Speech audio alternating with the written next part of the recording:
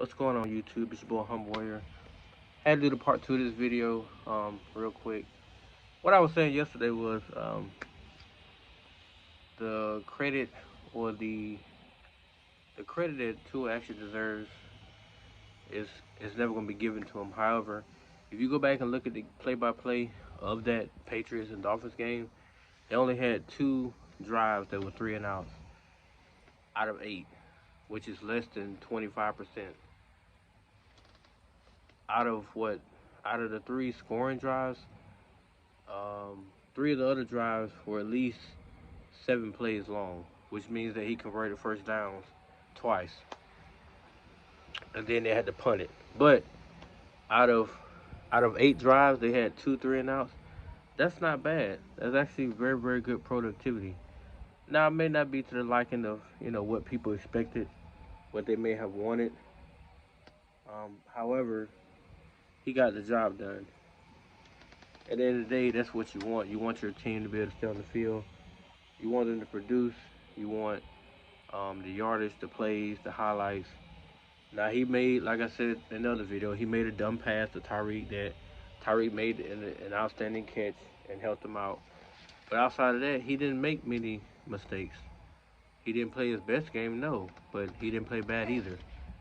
And it kills me that people will literally sit there and crucify him over one pass play and forget that this is only the first game. But they'll say, "Oh, this is his third season," and so he's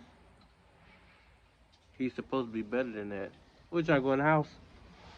I'm going now. Don't lock the door, please.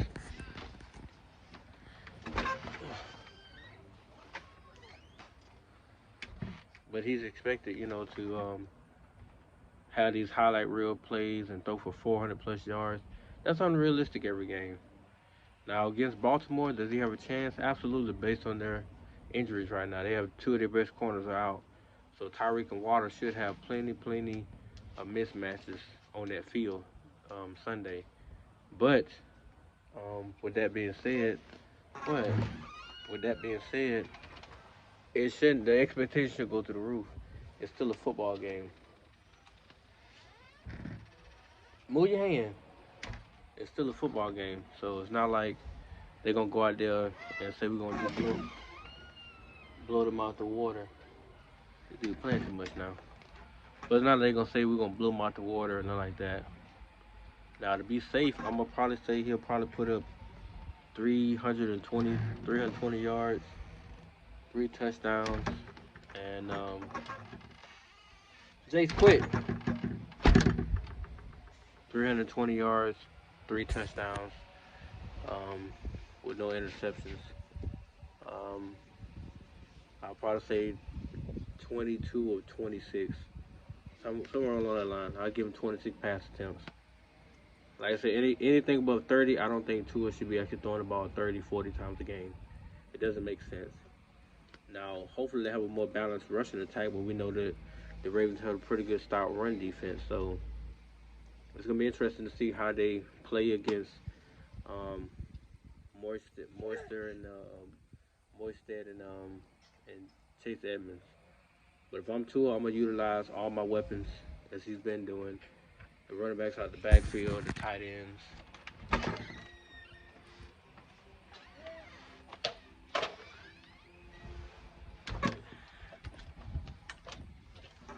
Like I'm going to utilize all my weapons. That way everybody gets max effort. Come on here. You're going to stop doing that now. Come on.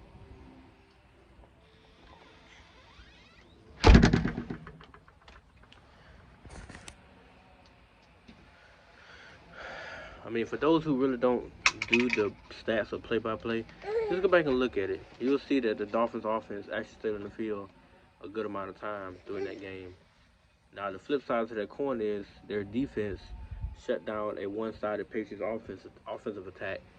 They're not going to see many more teams in the league like that because most teams have balanced attack. They have a pretty good receiving core, pretty good quarterback, and have a decent running back. The Patriots only got a committee of running backs with no receivers, and Mac Jones a decent quarterback. But we got the W. I just don't understand why people are so adamant about beating up Tua over one game. For that matter, I don't even know why they continue to beat him up, period. Look at, prime example was last night with Patrick Mahomes. He did not play his best game at all. In fact, he had 3 turnover-worthy plays that could have been picks. 2 of them could have been pick sixes. But he's not getting crucified for that. Ain't nobody beating up Patrick Mahomes today. Ain't nobody sitting there saying, "Oh, he should have done this and that." Like Shannon said on his own Undisputed today, that still was an MVP caliber performance. I don't think it was, because I saw a lot of throws that he made that, well, he was under duress, or he was throwing it, the way he throws it. It's like you don't have that without Tyreek Hill. You don't have that home run threat no more. And even Shannon said it. Those days are over with. So now he has to dink and dunk and stuff like that. But he still get his numbers right. He had 325 yards yesterday. Tua wasn't even dinking and dunking. He put up 270, and that was week 1. So imagine what he can actually do this Sunday coming, as long as the pocket give him time, which they majority of the game they did. 2 of the sacks was on the line. One of them was definitely on Tua. So I'm not gonna sit there and say it wasn't.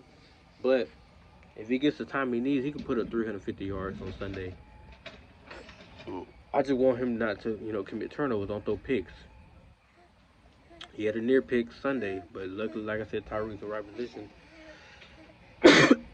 Because I see that Tua is very heel-centric. He wants to build that camaraderie with him, which is great. But remember, you also have water out there. And he threw a Dr. Water for a 42-yard connection. So people criticize him when they put him down for 15 yards or 20 yards or whatever. It's not about that to me. It's about the overall progress of the play. He threw a 15, 20-yard out. Water took it to 20-some yards. That's what it's about. I don't care if he could. I do not care that he could throw a 50, 60 yards down the field. It doesn't happen all the time in football. You didn't even see it this past week 1. There wasn't a lot of deep shots going down the field. So I don't know why people get this misconception like in college where you see it all the time. It's not like that in the pros. But they feel as if though, you're supposed to be able to launch it 40, 50, 60 yards every single possession. No, because the defense ain't gonna give you that kind of time. You have at best maybe 3 seconds to make up your mind. Last season, Tua only had 2.3 seconds, and then he was getting his head knocked off, which is why you saw a lot of intermediate to short passes, and people say he's the best at that. I disagree. I've seen him throw accurate deep balls. I mean, he's really, really good though, from 19 to 20 yards, really good. Behind the line of scrimmage, he doesn't really mess with those kind of plays. But in like the 10 yard to 20 yard radius, he's really good, which basically is intermediate. So he's really, really good at that. However, I don't discredit his deep ball because I know he has the power to throw it. He doesn't have Mahomes' arm or Brady or nothing like that, but I've seen him get the job done time and time again. So I don't beat him up for what they say he can't do, because I've seen him do it. So with that being said, can we, as Doug said, can we please just enjoy this win? And let's not make it all about Tua and what he's not doing, because I believe they're going to win this Sunday to move to 2-0. But I'm ready to see what the offense looks like going against this Raven defense, what the Dolphins defense looks like going against the Raven offense. Because everybody's intrigued to see this Lamar Jackson versus Tua battle. Now, Lamar underperforms this Sunday. What's going to be the narrative? Because it sure as hell won't be that Tua outperforming him. They're going to find a way to take that from that kid and give it to the defense. Watch and see. Even if Tua puts up 350 yards and throws for 3 touchdowns, it's still going to be, but the Dolphins defense dominated or smothered Lamar Jackson, so he didn't have time to look down the field and make completions. But it may be one or two people that highlight what Tua was able to do. Outside of that, because this is a quarterback-driven league, but he's the only player in this league that doesn't get no type of credit, only criticism. Even Baker Mayfield, as terrible as he is, gets praised and he gets ridiculed. They don't praise Tua. They ridicule the kid. Even the ones that were praising him at one point, now they turned against him. It's crazy. And all he does is go out there and play ball and win games. So I'd be confused as to what else he can do in order to even get the proper recognition that I think he deserves. Because he does deserve a lot of credit. With no running game, with hardly no pass blocking, he still goes out there and convert first downs.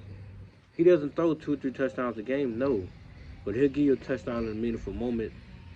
But people don't see that. All they see now is you got Tyreek Hill and Jaden Waddle, and you got these weapons. Now go do something with them. Now when he does, are you really gonna give him the credit,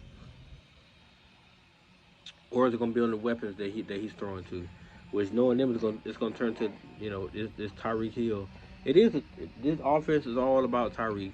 However, nothing happens unless Tua gets blocking to throw the ball to him, or the Waddle, or the Mike Gesicki, or the Chase Edmonds. Nothing happens unless the line does their job. Unless everybody's doing their job, nothing changes. So that's my spill on it. That's my spill on it, guys. But let me know what you think. Please let me know what you think. I just want to know. Peace.